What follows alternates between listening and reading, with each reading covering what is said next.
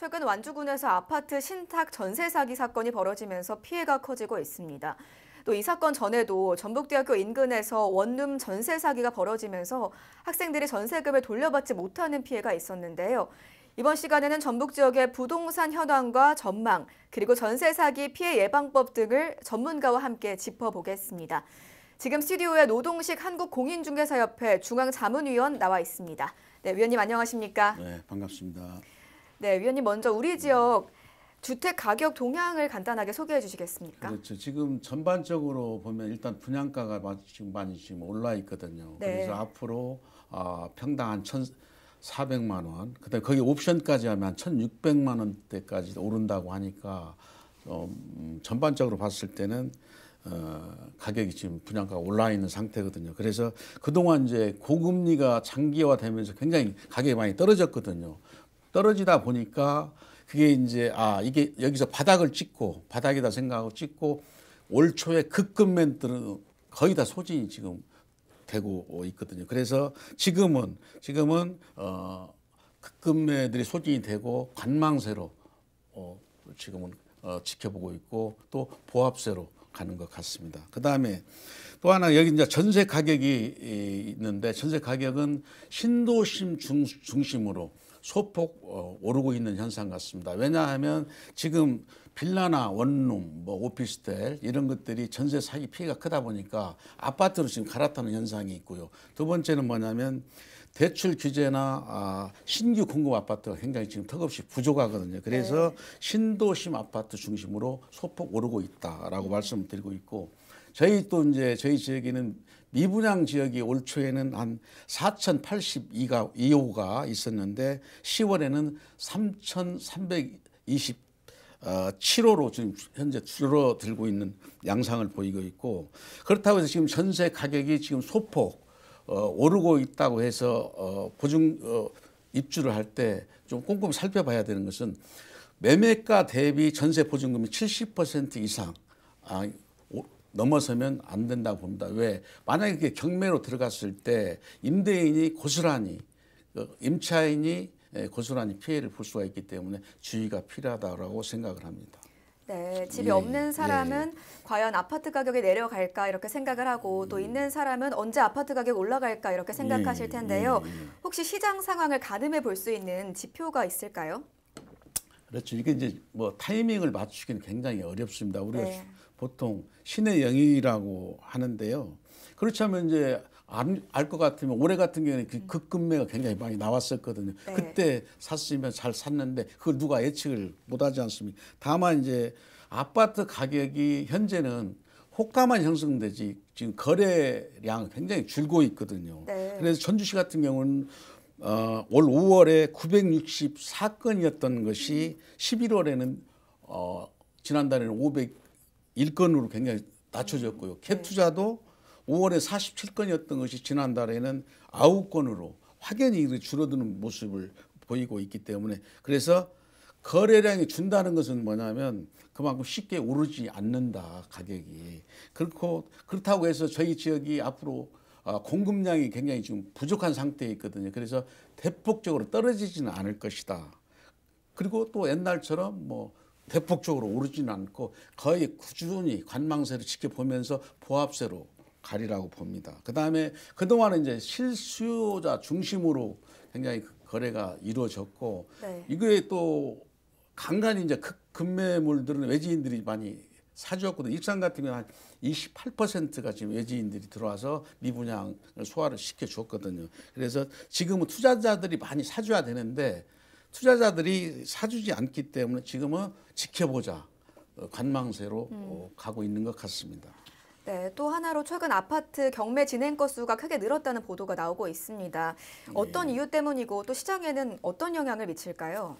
그렇죠. 지금 그 공금리가 장기화되다 보니까 또 거기에 또 경기 침체까지 오다 보니까 경매 물건이 늘 수밖에 없다. 또 한때는 젊은 친구들이 40% 이상 무리하게 대출을 받아서 다시 말하면 연끌을 해서 집을 구매를 하다 보니까 지금 금리가 오르는 상태에서 제로금리에서 샀다가 금리가 3배 이상 이렇게 오르다 보니까 굉장히 힘이 들죠. 그러나 이 친구들이 이제 가격이 굉장히 그 높은 가격에 사가지고 무리한 대출을 받았는데 지금 또 빠져 있지 않습니까? 그래서 정부에서 뭐 안심 대출이랄지 또 뭐 고정금리를 낮춰준다 한들 그만 빠져 있기 때문에 그만큼 손해를 볼 수밖에 없다. 그리고 이게 더 계속하면 신용불량이나 사회의 어떤 부작용이 일어날 수밖에 없다라고 생각을 합니다.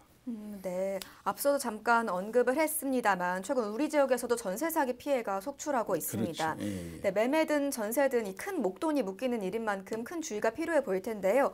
우선 어떤 종류의 피해가 있습니까? 그렇죠. 이제 가격이 그 획일화되지 않는 주로 나홀로 아파트랄지 연립 또 다세대 다가구 이런 데에서 이제 사고가 많이 터지는데 네. 저희 지역 이제 완주 같은 경우에는 완주 3내 같은 경우에는 소형평 수예요. 11평, 뭐 14평 이런 소형평 수들을 가지고 신탁 등기가 되어 있는 집을 그 임대인이 속이고 그 취약계층인 외국인 근로자랄지 그다음에 60대 어르신 또 뭐 학생들한테 지금 그 사기 피해를 전세 사기 피해를 준 거거든요. 그래서 이런 것들은 신탁 등기를 되어 있는 것을 그 취약계층이 어떻게 알아요? 그리고 네. 또 신탁 원부를 또 띄워봐야 되는데 주민등록 그 등기부 등본을 띄워보면 신탁 되어 있다는 회사만 나오거든요. 그래서 사기 피해가 좀 늘어난 것 같고 전북대 같은 경우에는 그 허가를 예를 들면 허가를 다가구 주택을 3가구를 냈는데 이거를 3가구가 아닌 뭐 10가구 이상으로 이렇게 쪼개기 수법으로 해서 구조 변경을 해가지고 그 임차인들을 모집해서 학생들한테 피해를 준 그런 사례가 있고요. 또 익산 이제 원대 그 같은 경우에는 원대 그 익산 같은 경우에는 다가구 주택을 싼 가격에 사가지고 지금 임차인들이 그 월세 보증금을 받고 산다고 속여가지고 실질적으로 전세 보증금을 받고 지금 살고 있거든요. 근데 월세로 산다고 속여서 그 전세 보증금을 받아가지고 그걸 또 다가구 주택을 또 사가지고 또 이렇게 해서 피해가 굉장히 전세 사기를 친 경우가 있습니다. 네. 아무래도 부동산을 거래할 때 챙겨야 할 서류들도 많고 또 개인들은 부동산 전문 지식도 없다 보니 주의가 필요해 보이는데요.